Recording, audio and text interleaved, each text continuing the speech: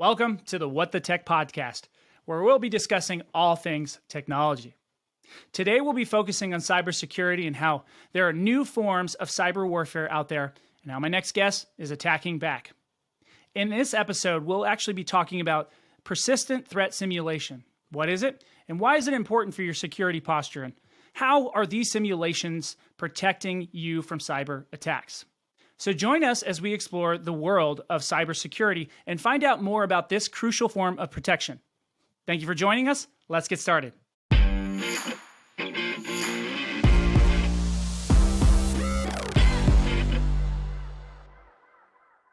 Welcome to the show. Now, we're thrilled to have Luke Seacrest, founder and CEO of Battlebot, joining us today. Seacrest is a veteran of the United States Marine Corps who has worked in military defense contracting in IT security engineering and systems management. With his extensive experience in cybersecurity and persistent threat simulation, Luke is the perfect person to share what is happening in the industry today. Now, although he's been focusing on the Department of Defense and federal industries for most of his time, he's now shifted his attention to the commercial sector by evolving their offensive cyber offering. I want to thank you for coming on the show with me today, Luke. Yeah, happy to be here. Thank you. Yeah, man. I think it's such a evolving picture when it comes to cybersecurity. Like what was working yesterday doesn't work today. And when we first talked, I was kind of enthralled about what you actually are doing. I mean, you're basically doing what I think we see in the movies, and kind of you're actually doing it. And so I was excited to have this conversation for you to maybe go a little bit deeper into what that is. And so, but before I actually do that, I was hoping to maybe, touch base with you about your military career and experience. First off, thank you so much for your service. As you know, I was ex-Army, and I'm a huge fan of the military. And so it means a ton to me that there's people out there like yourself who are fighting for our freedom, both boots on the ground, virtually, however it needs to be done today. I appreciate it, first of all. Yeah, no, I appreciate it, and thank you as well. Absolutely.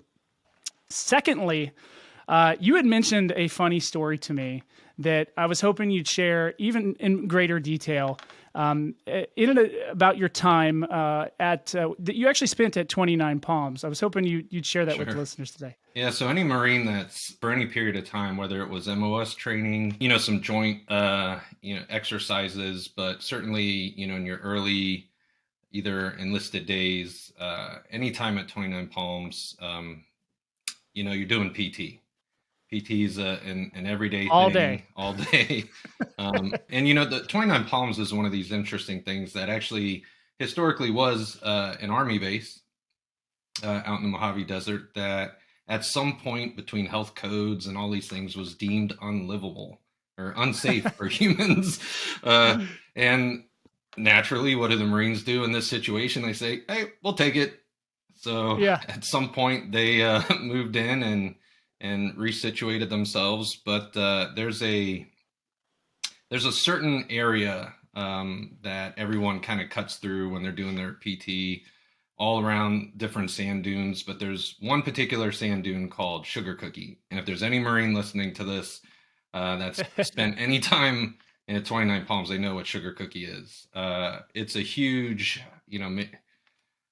the actual size of it, it seemed like 100 feet up, but it's, probably good 20, 30 feet, but with somewhat loose sand. It's one of these things where every 3 steps you're going back one, and you got to kind of fight it to get to the top. And it's one of these things that after we did our run, every time our platoon, we would head up Sugar Cookie. That was the last piece. And man, I wanted to own that sand dune, and I would double up PT some days, and there were a few of us, and we'd compete with each other, who could get to the top first. And I just wanted one time to get to the top of Sugar Cookie without stopping, without slowing down to, where you're pushing on your knees and trying to get up, and healthy competition, beat the platoon up there. And the one time I really thought I had it, and, this is after days, there was a handful of us doing, extra runs, kind of in the early evening, going out and just kind of running Sugar Cookie and seeing who can get up to the top fast. And I felt I was in my prime. I'm ready to go. today's the day I'm going to own Sugar Cookie. So we finish our run, and a lot of times you'll kind of slow down and stagger, and people kind of go up, and we were just like, there was a couple of us that said, we're not stopping, we're just, momentum's carrying us, we're going all the way up. And I'm chucking up this sand dune. I'm trying to be light. I kind of learned that if you stay in the balls of your feet, you won't sink down as much. And we're in boots and utes, right? So we're still, heavy steps. Right. And I'm easily halfway up this thing, and I'm moving, and I know this is it. I'm gonna get to the top. I'm gonna beat everyone, and I can see it. It's right there. And at some point, about, usually it's the halfway point, but it just, gravity and everything, and the sand, I swear, just becomes quicksand as you get closer to the top. I was feeling it, but I was like, all right, I'm not having it. I'm gonna get to the top, of Sugar Cookie, whether I had to crawl, and I'm gonna get there before everyone else. And right when I started to feel my legs just kind of, it was hitting that turning point of, oh man, I just got to focus and get through. I can see just something, I don't know if it was a person catching up or what, but I turn and I look, and I'm panting at this point. And here comes 4 Force Recon Marines with ammo cans and jugs of water, just and straight past all of us, right to the top. Really? And I was like, what in the world? So, I mean, that was sort of my glory of finally beating my platoon, was totally taken over by a handful of Force Recon guys just showing us completely up. So, Showing you how it's done. Yeah. Oh yeah. Yeah. So that was it. And that was like my last week there. So it was like, that was my chance. So personally, I did my best run there. But Yeah. it kind of goes to show you, no matter how hard you work for something, there could be people out there training, harder than you, or their skill set's a little bit different, and it's okay. You can still have your personal victory, but don't get complacent, right? So, Right. Yeah. That's a great piece of advice, because look, I played football, and I always wanted to play in the NFL, Luke, and never got the opportunity between injuries and other things that happened to me. But I did play in the Arena League for a few years, and I remember thinking, hey, like, not that I had arrived, but I remember thinking, oh man, only less than 1% of football players ever get to experience this, right? They ever get to get paid for what they love, right? And I at that point in my life, I thought still there was enough time for me to make my way into the NFL. And I had my first actual knee injury, tore my ACL, and I've torn my ACLs 3 times now. But for me, that was kind of the pinnacle for my football, right? But there were so many guys that were so much better, like, and the margins are thin, but you're a perfect example. Just be the best that you can be, man. Don't settle for less than that, right? Yeah. Sometimes you might not edge out among everyone, but if you've hit your personal goal, that is a win, and Yeah, it's 100%, okay, man. to relish in that a little bit, right? And yeah, you dominated Sugar Cookie. Yeah, like you did it, bro. You did it. Well, thanks, man. I appreciate you sharing that. Sure. A little bit of encouragement to kind of kick things off. So for my listeners, not everybody's going to know exactly what you do. So talk a little bit about what is offensive cybersecurity, and specifically, like, what is persistent threat simulation, because that those are different terms that people probably aren't familiar with, especially if they're not in the industry. Yeah, and I think to kind of touch on it a little bit, just a recap of, most people will understand the defensive side, right? We're getting appliances, firewalls, different types of applications that help filter security, different threats, malware, viruses, and a portion of the entire cybersecurity landscape that in many instances can go completely overlooked is offensive cybersecurity. And a lot of it can be, from what we've been noticing as a whole, is, even though it is growing, both sides are growing, which is very, very good. It took a while for even investments in the defensive side to really catch up. There's that sense of, it's not going to happen to us, right? And Right. I think the world is catching on that, hey, these threats are really growing. It's getting automated. There's a lot of stuff happening. We got to take some necessary steps to get to some certain point.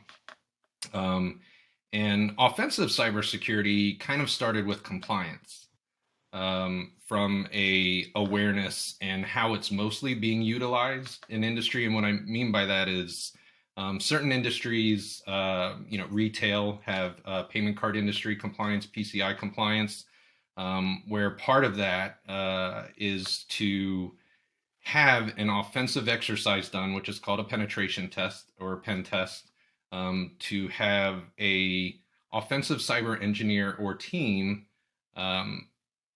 sort of go through the motions of certain attack vectors to see, hey, from the World Wide Web, out there in the public externally, can we breach and get into your environment? Mm-hmm.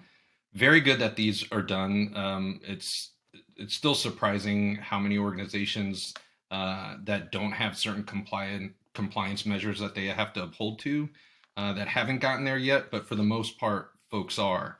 One of the issues that we have been seeing is it is that 1Z, 2Z type of test just to manage compliance or to get that checkbox. Again, 1 or 2 a year is still better than nothing.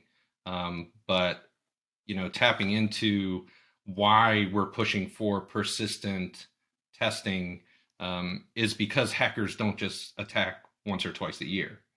Right. And having a real thorough understanding of how well your defensive posture and all the money that you're investing or organizations are investing in their defense, have that truly validated. So the offensive cyber side, to get back to the original question, it's different aspects of being able to somehow steal data, take down systems, plant certain things to create ransomware. It's everything that individuals or criminal organizations, do to try to cause harm to your organization. Now, the good side of offensive cyber are folks like us and other, many great companies out there that are shifting to that capability, because the need is being realized that you need to be able to emulate adversaries to see if your defense actually works. That is a smaller, segment where, there's a lot of cybersecurity companies, about the entire IT industry became cybersecurity companies at some point, about 10 years ago. And then a huge focus on defense, and some split off to the offensive side. And that's where we live, because we see that there is a talent gap and a skills gap. And we've been very fortunate to have folks within our team that really understand how to think like an enemy, how to be creative like an enemy. And that's why we've been getting away from the term penetration testing or pen testing into real threat simulation, because there are different types or different layers of things that we can do and different attack vectors outside of a standard penetration test. Does that answer your question? It does, and my next question is, it's big business. What these criminal organizations, as you mentioned, are doing. Mm-hmm. Like, what level of threat, is exists in kind of our day to day? Like, how many potential opportunities are there to get at, whether you're a company or an individual, at your data? And are there more holes? I mean, should we feel as comfortable as we do? Like right now with where things stand? I would argue probably not, but better than I. Yeah, I mean, it's scary, the landscape, and as we're becoming more and more dependent on technology, both in the home, and through organizations, government organizations and entities that rely on technology. I mean, it's real. If it's got a 1 and a 0, it's connected to the internet. There is some ability to potentially get to that system. Now, how many layers that you have in front of that to, either stop or just make it too difficult for an adversary, to get, it's kind of like a home, right? There's this thing Mhm. of if somebody wants to rob your house, it's really when, not if, they're going to get in. And do you Right. have certain layers in place to where they, an alarm's going off, or the doors have too many locks, or it's just like, okay, you know what, I'm going to go find an easier house to break into. And that's the one thing that we're trying to, with some of the articles that we've been writing and publishing, and we have sort of a marketing, but more so like an education plan, a tour that we want to start doing here pretty soon. Is we want to help find the folks that are part of that group of, um, like the attackers are going away from the house that's too difficult to break into, and they're going to find the easier house, the ones that haven't really, it's not going to happen to me. We don't need to invest this kind of money in defense, and we want to help them see how much damage could really be done, so that they can invest, properly in their defenses, so that the bad guys don't come in and wreak havoc, or millions of dollars in breach recovery. I think the last year it was an average of 4.6 something million in breach recovery. um, That's that's a insane. lot of money. It's a lot of Yeah. time, and we're all exposed. And organizations, you could spend $5 million a year on strong, defensive resources, managed service providers, great appliances. But how do you know if you are uh, vulnerable or susceptible of a hacker bringing down your systems or stealing IP? Or the only way to truly know is to have real hackers simulate that threat. That's what we're talking about. We're talking about real hackers here, like actually getting dirty with your your Sure. defensive strategy. This is, I think about it this way, like you know, uh, if you don't have a good defense, right, you're probably not likely going to win the Super Bowl, right? And I'll take it back to a football term, Sure. right? Because Yeah. I mean, just historically, teams with really good offenses that don't have great defenses don't go very far. Now, I would argue that the ones with good defenses still have a chance, right? For sure. Even if they don't Yeah. have an amazing Yeah. offense, right? And so by running that sophisticated offense that you're talking about, by actually literally attempting to hack into your client's systems, you're exposing all of the problems with their current kind of infrastructure and cybersecurity, right? So I'd like you to kind of talk more about that, because that's really intriguing. Like, what is it that you're doing? How are you doing it? Where are the where are people exposed? I mean, you're doing this every single day, and I'm sure you've got some stories. You don't have to name names of situations where Sure. people, have spent exorbitant amounts of money on their systems, and find out that there's a little loophole with their Wi-Fi, Yeah, I mean, right, and or that whatever. has happened. There's so many different scenarios, and it doesn't mean that if you're, the sharper the IT team, or you know the higher priced software or appliances that you have securing your perimeter, is necessarily going to be more secure, right? There's so much involved with it. And we've seen great teams. I mean, some of the sharpest teams that we've ever dealt with, some that we even thought, man, this is going to take days for us to breach. One in particular I can go into. Obviously, I can't name names or Of areas, course. but one of the sharpest internal IT teams and security engineers that we had worked with, and this is on the commercial side. We were talking internally as we're kind of coming up with our game plan to see, and this was an external test.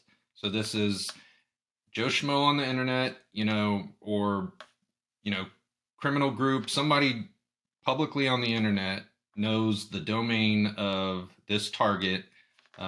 What could we get to? What could we access?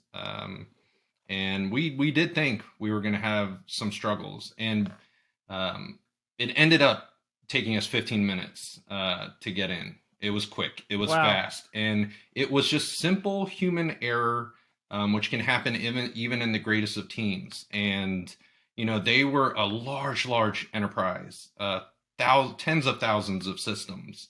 And we were able to get in because one system, sort of lost in the mix, still had default credentials on it.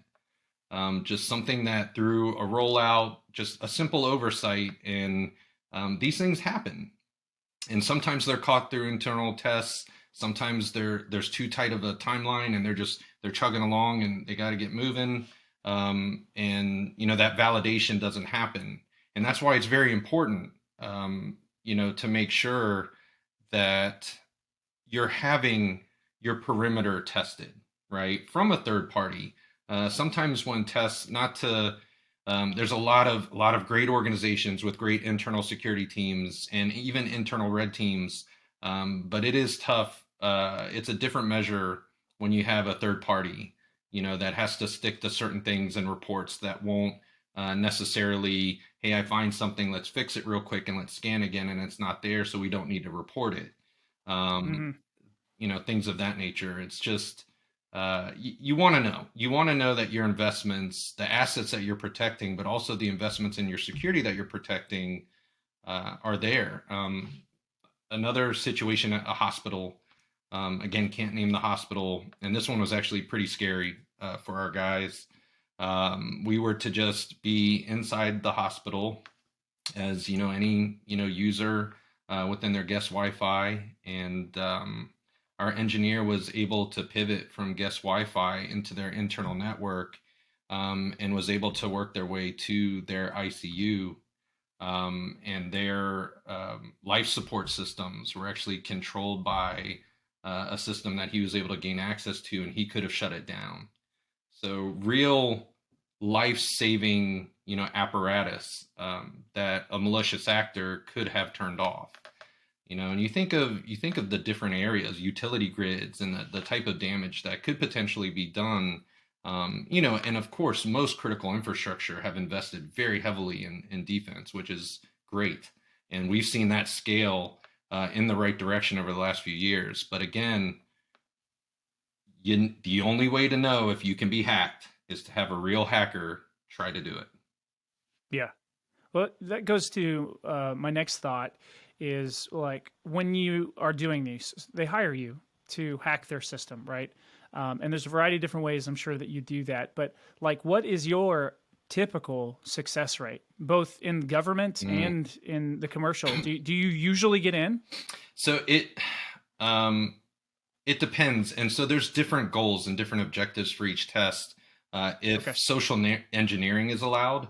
So one of the first things that we do when we're talking to a client, if it's not full threat simulation, which is unscoped, right? It is, hey, you are going to act just like a hacker. You come up with any methodology. It is unplanned. It's the most realistic adversarial simulation. A lot of organizations are we're doing more planned tests, because I think there's some, not negativity, but there's fear with kind of setting folks loose, and that's another part of our tour in educating folks that it is okay, and hacker is not a bad term, and to get the most authentic test, it needs to be somewhat undefined, right? Because a hacker's not going to say, hey, which IPs How do you want me to come in the front door or the back door? But it's still, planned tests are still very valuable to organizations. So, we have different levels to where we want to make sure that organizations that aren't ready for full threat sim, they're still getting their security validated. But it's, the success rate, if social engineering is involved and we can do phishing, I mean, it's such a high success rate. Phishing is, 95% of where attacks start from, give or take a few percentage. And we try to keep live statistics on our site. And we've got a relaunch of our website coming soon, and we want to be able to pull in from credible sources different statistics, so that folks can kind of see how industry's defense and how industry's offense is sort of a snapshot in time. But we've been tasked with several different goals of domain access, right? Can we get in? Can we take control of your systems at the highest level? Can we get credentialed at the highest level? You get domain access, you own everything. And some folks, it's not about getting domain access. It's about, can you pivot from an external, uh, public internet into our network from there, and then we stop pivoting. So to us, would that be a success? Yes, it would be a success. I would say the success rate, for each category is different. Internal simulation is very different from external simulation. There's a lot more vulnerability and exposure internally, and it's another area, again, part of our tour that we want to help folks realize that a disgruntled employee could potentially cause far more damage if they can access different parts of the network that maybe they shouldn't have access to. And then external threats, but I can't really define an actual number for you Mm. as far as success rate goes. But in a general term, yes, we have been very fortunate, and with the skill set of our engineers, that when we have been tasked, if we couldn't take full ownership, or domain access was not part of scope, there is rarely a time where we hit a wall and we don't find something that had some type of exposure or could have led to some type of breach that helped that organization and their internal IT team or blue team, uh, you know, fix some of these weaknesses, or gaps before it could become problematic. Yeah, I mean, so suffice it to say, high probability that, especially if you're given full access to just run the simulation the way that a real hacker would, you'll get in. You'll expose something that they don't want exposed, and that's just real facts. So I think we're all dealing with this. What can be done about it, and what kind of, I guess, frequency do Yeah.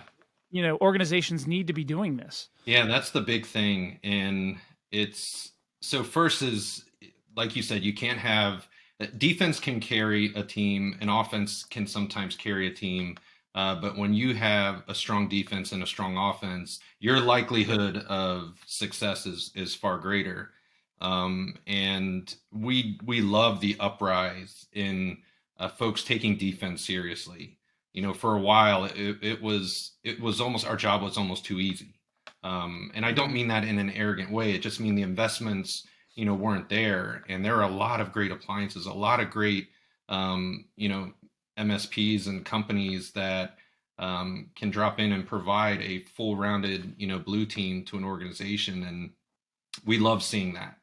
And we are seeing an uprising in folks, utilizing pen tests and vulnerability assessments. And we want to see that continue to rise. But frequency is a huge, huge thing. There's still a pretty wide gap in the understanding of, hey, if you get validated and you have a pen test, and even if it wasn't successful to the point of full breach, there's still likely some type of avenue where, if the engineers had more time, they could have found a way in. Or there's the other token too of, can they create malware and create their own holes? And that's that part of full threat sim that a lot of organizations aren't ready for yet. And we want to help support that narrative of, just because we're given sort of full reign doesn't mean we're going to create, cause damage. There's certain Right. processes and things that we have in place, and sort of a call roster, right? If we find something, we find a gaping chest wound, we're on the phone right away. Or we don't want to, if we find exposure, we do not want to leave an organization that has trusted us to come help them stay exposed, right? We're going to say, hey, we're going to move on to the next, but your internal team really needs to focus here. And that snapshot of time, whether the pen test or threat simulation comes across fairly clean, or if there weren't any high criticality issues, and they got it fixed, that is just that snapshot of time. The instant you make any changes to that environment, everything, it's different. It's different, and change happens a lot. And we feel that the frequency um, increase is so necessary to kind of keep that continuous slash persistent offensive stance against your defense. It keeps defenses on their tiptoes, right? Right. If you test once or twice a year, the ramp up is going to be before the test, the planned test. Oh, hey, let's double check some stuff. Let's maybe tweak some, controls within our firewall, or there's going to be adjustments made. But if you don't know when, and it's happening more often or more frequent, even if it gets somewhat cyclical, you can kind of change within a period of a month. Hey, they're used to us coming in the first of the month, well, we're going to change it to the end of the month, or changes like that really keep folks and their defenses highly engaged, and that's a very good thing. And one thing I just want to put out there real quick, because for a while there was a lot of headbutting between defense or blue teams and red teams, and Mm-hmm. I think that has been changing over time because both realize, hey, the more we get along, the more we're going to accomplish together, right? Just like on a football Right. team, if the offense and defense, even though they're not on the field at the same time, if there's a rift between the two or there's headbutting, it's gonna, there's gonna be issues. Um, and you know, offense is an extension of defense, right? We are here to help you find things. We don't like to call them errors. We try to stray away from using terms that say that you've done anything wrong. It's more about, hey, it's not about wrong or right. If there's something that's leaving you exposed, you want us to find it before it becomes a real issue. Yeah. I can see how ego would really play a part in this too.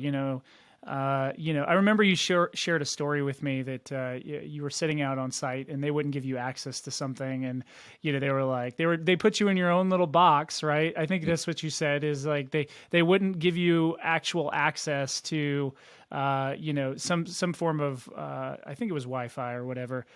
They would only give you like some boxed in or environment where they were like, ha ha ha, you're never gonna get us, because there's this fear that they're gonna be exposed. And let's just be honest, it's technology, like you said. There's ones and zeros, and sometimes those ones and zeros have flaws in the way that they were written.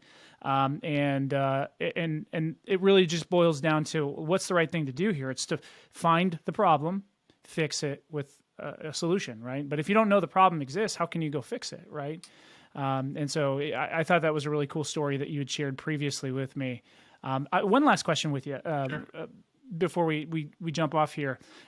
What makes your team really so well suited to providing these services related to offensive security, cybersecurity, that is?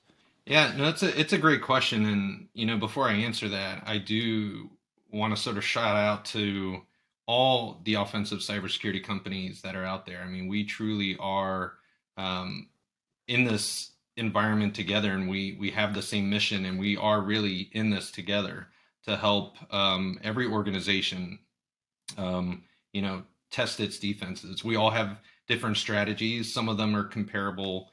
What I'd like to think why Battlebot is different is a lot of it has to do with the team, right? The specialized in various backgrounds of our engineers. And one of the things that we have been doing over the last couple of years and evolving here most recently, now that we're making this shift of hyper focusing on offensive cyber, branching away from not just DoD and getting into more the commercial sector, is these guys are inherently very creative, and they like to solve puzzles, and they like to compete, and they'll compete with each other, which is actually a very healthy thing. um, but it's being able to allow security engineers, and now we vet all of our engineers, because you hear the term hacker, what background does this person have, what do so we have a strict process, and that's even getting evolved. And it's important, right, for folks to trust who is simulating an adversary, right? That is scary to some Right. degree. Um, but when you allow engineers, like the folks that we have, um, go from sort of these standard monotonous pen tests, which unfortunately we've been seeing a trend where um, folks are selling pen tests, and with some of the skills gap and things that are out there, it's becoming a vulnerability assessment is sort of being sold as a penetration test, and to each their own in their marketing. And the only reason why I bring that up is it is scary for an organization that may have paid for what they believe to be a penetration test to see if they had exposure, and receive a vulnerability assessment and have potentially false confidence in their defense. And so we all came together and just said, hey, the all these standardized elements are good. We get it. It's necessary. And we know that we're still going to be doing sort of that baseline thing for some organizations, but people really need the real deal. And I remember first kind of saying, hey, well, let's do that. Let's sort of unleash and be the real deal. Oh, well, it's people aren't going to want that, and that's, it can be scary, it can be negative, and that's part of where our education tour and where we want to get out there and let folks know that you know the best team to emulate hackers are hackers that are allowed to do it. Yep. And so we've created that, and we have some internal methodologies that we've created to not only keep the skills sharp, but also folks that are sort of on the junior side and really really want to learn and be mentored by professional hackers. And so we have a methodology to grow our skill set, within the team, and to get as close to true adversarial attacks as possible within a controlled, safe team, right? An environment. And allowing security engineers that have the creativity to think like the enemy, and to allow them to do that has been huge. So as much as I'd like to say, it's me or it's the company, there's no way. It's the team. Everyone Hmm. within this team has allowed some level of creativity, even not the security engineers, everyone else that has ideas, because everyone, including yourself, anyone listening to this, there's sort of a pen tester, a hacker in all of us. If you've ever locked your keys in your car, which I know these days is not an issue, you're trying to find a way to break in and get your keys, right? Yeah. Yeah. The other element that came up the other day is, for folks that invest in home security, I asked the team the other day, have you actually tested your home security? Have you armed it and, open the door and let the sirens go off and see how long it took for police to call? Did they show up? I know you can't do that too frequently because you'll start to get fees, but it's something we don't validate our own personal security sometimes too. It's a change in methodology that we want to help create awareness around. Yeah. Trust but verify, right? Yeah. Hey, great points. Man, this was a very interesting conversation, and I'm intrigued by what you do. And it's good to know that there's good guys doing the hacking as well, and not just the bad guys. Honestly, it's hard to pinpoint exactly where the bad guys are nowadays with technology, right? Because we used to be able to point and say, those are our enemies. Sure. Yeah. And now it's hard to pinpoint exactly where they're coming from and what they're trying to do and what their intentions are. But I do appreciate you guys doing the hard work. And I do think it's important. It's important work, but more so that the fact that you're actually actively doing it, because as you mentioned, like if you're not practicing, doing these things and trying to simulate threats, right? If you're not practicing that daily, how good are you going to be at it? Oh, And, sure. your team does it every single day, right? Yeah, and it's even if there's a lull in engagement, labs and competitions, and the even the persistent model allows us to um, adjust schedule, and the goal is to not have the same security engineer testing against the same customer or same organization every time. You want a fresh set of eyes. And even Right. that, at first was not not that it wasn't well received, but there was pause at first. Oh, well, do we want somebody that doesn't know? I mean, so and so is really good and really knows our environment and found a lot. There's a sense of comfort, and it's like, hey, every new set of eyes, each engineer, each hacker has a different methodology, and it's very good to have. And then they start to compete with each other, right? Hey, I found Yeah. more, I was able to get in quicker. I was able to find more, and that's healthy. Yeah. It seems like it could be scary, from an observational standpoint, but it's very good. And these guys love to, you know, be in the sandbox, so to speak, and break Yeah. stuff and see what works, see what doesn't work, and it's healthy. You got to keep your chops, uh, fresh, right? You got to, That's right. yeah, Yeah, well, think of it this way. I mean, a little kind of picture, illustration, mental illustration for you. Imagine, hey,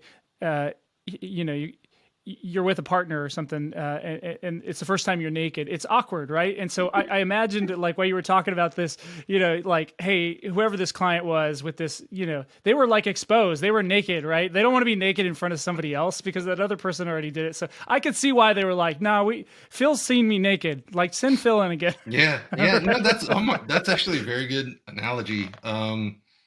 Yeah, there's a lot of discomfort in this area, Right. and we get it, and I'm sure a lot of other red teams or offensive cyber companies, we all have our war story, so to speak, right? And we Right. get it, and it's delicate, and at first when there were the early days where people were like, hey, we're offensive security, we're tough, and that only lasts so long, because it if you're going to intimidate your customers, that's not a good situation, right? You want to work with them and work with the IT teams and really find that synergy, because the only way, for a red team and blue team to truly gel and get that organization purple is by working together.